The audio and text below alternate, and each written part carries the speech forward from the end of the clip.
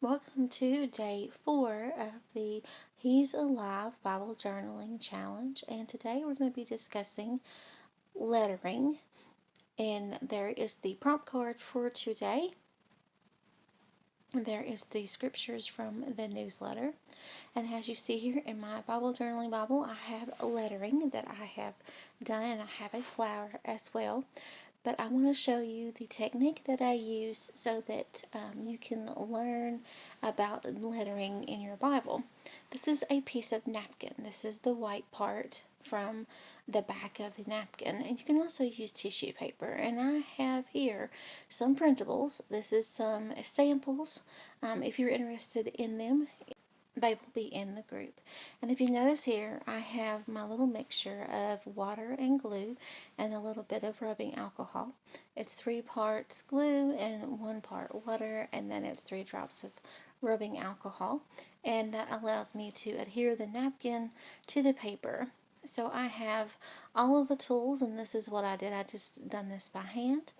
There is the image that I want to work with in the notebook, and I'm just setting things aside, getting my piece of napkin, just the white part. And whenever you get napkins, they have either 2-ply, 3-ply, or 4-ply.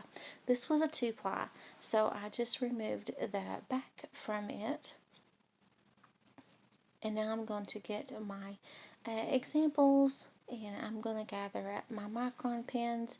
And you want to use something that is like archival, so that it won't run or smear whenever you apply the glue. So here I'm just showing you the types of micron pens. Now when you're doing lettering, it's important that you have a variety of different types of pens, and like the brush pen, the microns have the plastic nib PN kind, has the graphics one, and I think it's 0.5, and then I have 0.1, I think, or something like that.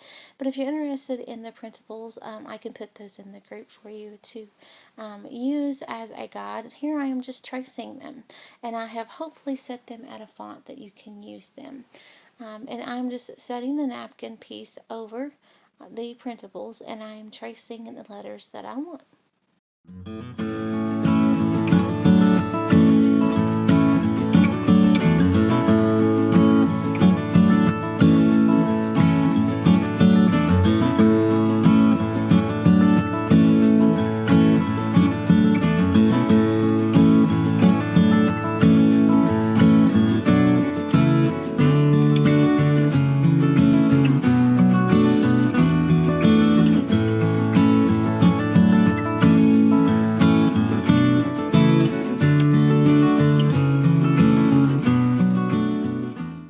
Once I have my words traced, I'm going to get my glue mixture, and I'm going to get a plastic brush. This is just a Dollar Tree brush.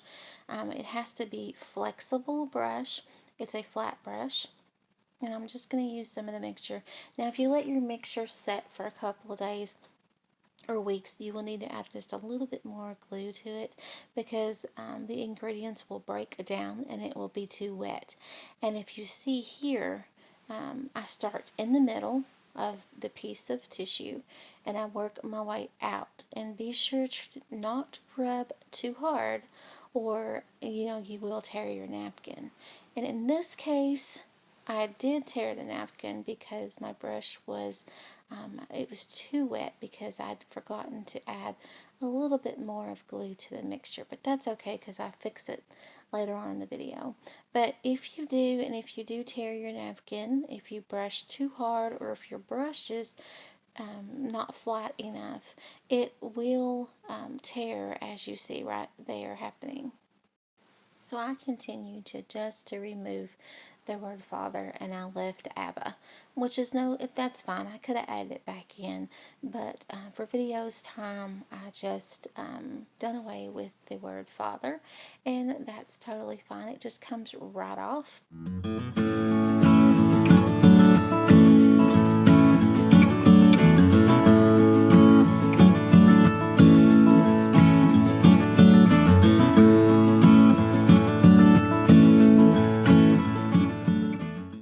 Now I'm going to work in my notebook, but first I want to show you about practicing the lettering. Here I have the printables, and I am going to use just a regular piece of notebook. Now I printed mine out so that I could have a piece. Here I'm showing you a watercolor dual tip markers. They say watercolor markers, but actually that just means that they will smear with water. They are not archival, but I do like them for lettering because one side is a brush, as you can see, and then one side is a nib pen. It has a nib on it.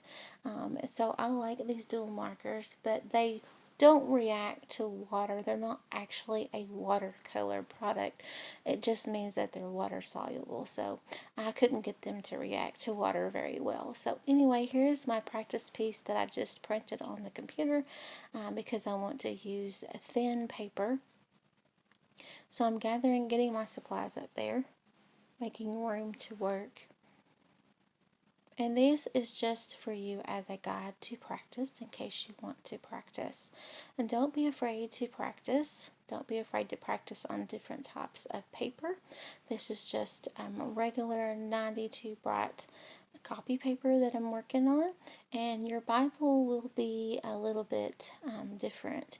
And then this way, if I practice, this is just for my notebook. It didn't go through my notebook, which I was excited about that. The back was clean. But if you're writing exactly on your Bible page, you want to test your pens. The micron pens, I find, do not bleed through. But one way to use the tissue paper is so that in case you do mess up the lettering, you can just take it right back off and you don't have to worry about the bleed through. Here I'm just using some of the examples and just having fun practicing different styles and using different pens, different colors. Don't be scared and don't be afraid to use different thicknesses of pens, different products to see what you like the best.